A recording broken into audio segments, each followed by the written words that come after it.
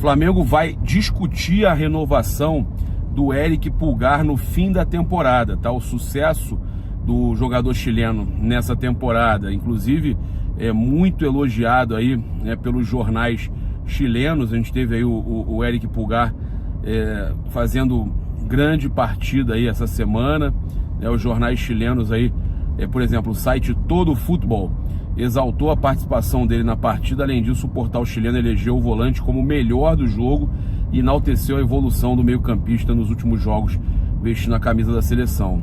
O melhor do jogo, sem dúvida, recuperou o nível e a confiança, o que ficou evidenciado nos últimos jogos da seleção chilena. Agora o meio-campista tem um estilo mais ousado e tenta chutes de fora da área.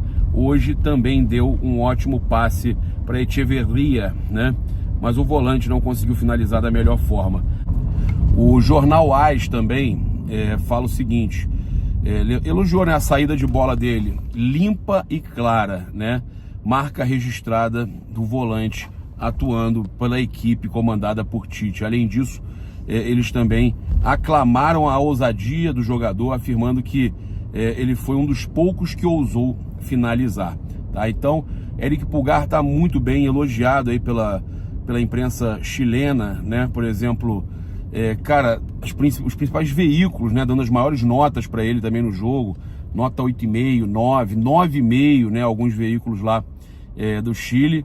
Então isso é muito bom, cara. A gente vê que se ele está sendo esse cara hoje, é porque ele está evoluindo também graças ao Flamengo, né? O Flamengo ajuda na evolução do Pulgar. E então, olha só, a informação nova, inclusive do Bruno Lemos, da S1 Live, é que a diretoria do Flamengo se reunirá com os agentes do volante Éric Pulgar ao final da temporada. Depois da última rodada do Brasileiro, embora o contrato vá até o meio de 2025, eles entendem, né, que 1 ano e meio é pouco tempo de contrato, e é mesmo, porque no final de 2024 ele poderia assinar um pré-contrato. Então o Flamengo se antecipa e o melhor jogador do elenco será renovado. O Flamengo vai oferecer a renovação, um reajuste salarial, né? E o jogador então será realmente valorizado aí perante os contratos, perante a torcida do Mengão, perante a diretoria, né? A gente vai ver aí a possibilidade do Pulgar subir o salário e aumentar o contrato aí para novos 4 ou 5 anos. É um jogador aí jovem, né, e que merece aí todo esse investimento, né, cara? Eu, sinceramente, quanta gente, eu inclusive, queimou a língua com o Pulgar. O Pulgar aí, o melhor jogador do Flamengo.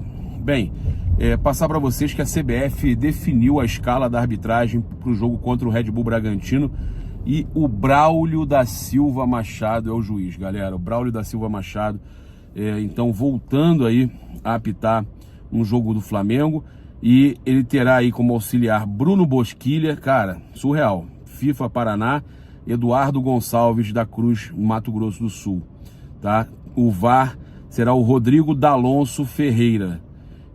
E aí terá assistentes também no VAR, Elton Nunes, Gilberto Rodrigues Castro Júnior, e o Ricardo Marques Ribeiro será o observador do VAR. O que preocupa é o Braulio, né, gente? O Braulio é um árbitro que sempre, né, arruma confusão aí quando se trata de Flamengo. A gente teve aí o dirigente do Conselhinho do Flamengo, Conselho do Futebol, o Diogo Lemos, falando sobre estádio próprio e saúde financeira do Flamengo, né? Ele falou que, olha só, ele que é membro do Conselho, como eu falei, falou agora do Flamengo ter essa questão de poder de investimento, né, e estar mais próximo de um estádio próprio.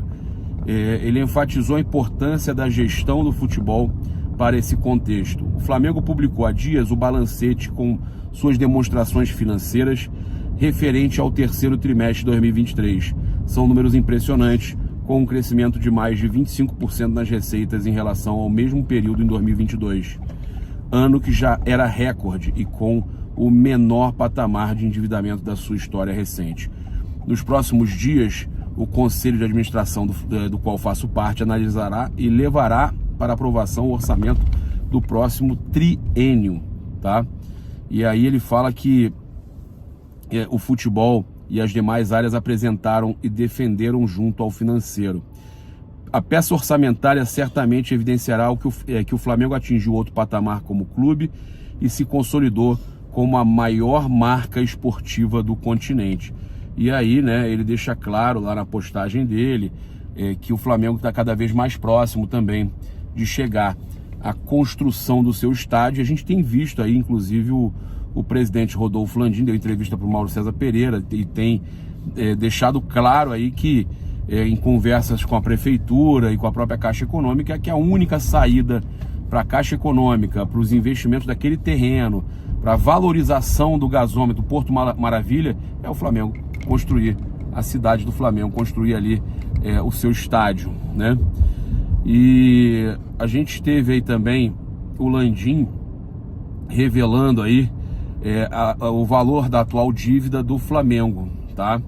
Ele revelou que o Flamengo ainda tem aproximadamente 200 milhões de débito. Olha só, conseguimos reduzir muito o endividamento do Flamengo. Quando cheguei ao clube em 2013, deu vontade de sair correndo, com mais de 750 milhões de dívida e prejuízo operacional. Eram 212 milhões de receita que não cobriam as despesas, então não existia margem para reduzir o endividamento, tá? Então, o Rodolfo Landim mostrando que hoje, essa questão aí do que o Flamengo tinha de receita daquela época, de longe não cobria o endividamento. Hoje o Flamengo faz mais de 1 bilhão e tem uma dívida de 200 e poucos milhões, ou seja, é uma saúde financeira bem boa. Por quê? Porque o Flamengo, esses 200 e poucos milhões que a gente vai falar aqui, olha, hoje o Flamengo dá lucro operacional de 370 milhões e a dívida é de aproximadamente 200 milhões. Fomos de 212 milhões para 1,3 bilhão de receita. É outro clube, totalmente diferente. Hoje ele consegue ótimas linhas de crédito com o CDI mais 2%, tá? Isso, para quem conhece, isso é muito bom. E aí o que eu falo para vocês, o Flamengo dever 200 milhões, vai ter matéria aí de jornal, com certeza, principalmente os jornais bairristas aqui de São Paulo, que vão falar assim: Flamengo assume que deve ainda mais de 200 milhões. Faz favor, né? Flamengo assume que reduz a dívida de 750 para 200 milhões, sendo que o que sobrou de 200 milhões é Profut, são dívidas parceladas com a Receita, que hoje não valem a pena você quitar porque os juros é baixíssimo. Quando você parcela direto, quase sem juros com a Receita, cara, aí vale a pena você pegar o dinheiro, aplicar e ir pagando aquilo ali devagar, sem pressa. Essa dívida do Flamengo vai diminuindo e vai demorar alguns anos ainda para o Flamengo pagar, porque não vale a pena ele quitar, entenderam? Bem, passar para vocês aqui também a questão do... o que o Pedrinho, né, o atual presidente do Vasco, até eu dar os parabéns a ele aí, que fala sempre comigo aí, gente boa, né, ex-jogador, até que enfim o Vasco da Gama com um presidente aí, um cara maneiro, né, porque esse cara, além de ser um dos maiores comentaristas que eu já vi, ele é um cara muito honesto, pelo menos sempre foi muito honesto. Então, o Pedrinho aí, que eu admiro, hoje é presidente do Vasco, ele falou sobre as características do Pedro e do Gabigol. O Pedro tem muito mais refino técnico, tem mais a qualidade da finalização no domínio. O Pedro é outro nível técnico. Só que eu acho que o Gabigol tem muito mais características para oferecer ao time. Ele consegue ser o 9, consegue jogar de lado, não como ponta, mas flutuando um pouco. Mas espera aí, Pedrinho, você está falando de qual Gabigol? Ele consegue fazer isso. Mas era aquele Gabigol até 2021, talvez, um pouco em 2022. Esse Gabigol atual não, né?